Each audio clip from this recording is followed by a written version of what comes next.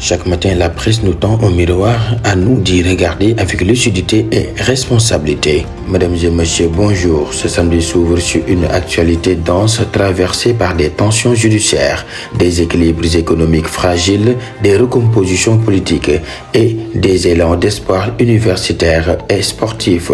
La presse nationale, dans sa diversité, nous offre un panorama contrasté, inquiétude institutionnelle d'un côté, signaux de résilience de l'autre. Prenons le temps d'examiner avec méthode et discernement les faits saillants de la journée. C'est parti, Aïtchénoudem.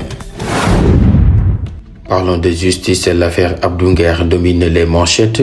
De Direct News à Source A en passant par Tribune et L'Observateur, le renvoi du procès au 20 mars alimente les interrogations juridiques. Le Forum du justiciable dénonce une irrégularité dans la procédure de flagrant délit. Les avocats évoquent une atteinte aux garanties fondamentales. Dans le prolongement de cette tension, l'affaire Pape Cheikh Diallo et compagnie, relayée par Libération, L'As et L'Enquête, élargit le débat et des questions sociétales sensibles.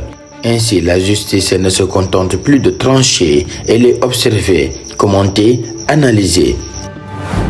Sur le front économique, la prudence s'impose. Selon Walf Quotidien et Le Quotidien, le mois de mars concentrera près de 746 milliards de francs CFA d'échéance de dette. Le gouvernement rassure aucune restructuration envisagée. Cependant, en contrepoint, Le Soleil met en lumière une hausse significative des exportations et une amélioration de la balance commerciale. Deux réalités coexistent, la vigilance budgétaire et la dynamique productive.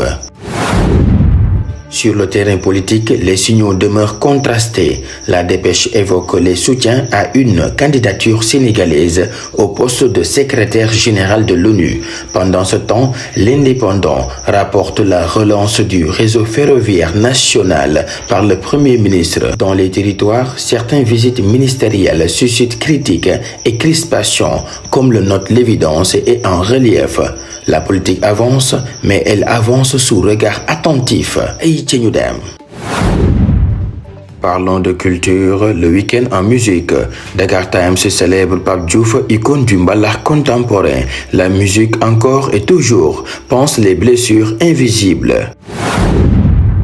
Du côté académique, une note d'optimisme, Le Soleil souligne l'intégration de l'UCAD dans le classement Times Higher Education, un symbole fort d'excellence et de rayonnement. Par ailleurs, selon l'Éveil et Tribune, les mouvements estudiantins connaissent une accalmie. Mais la société reste marquée par des faits divers.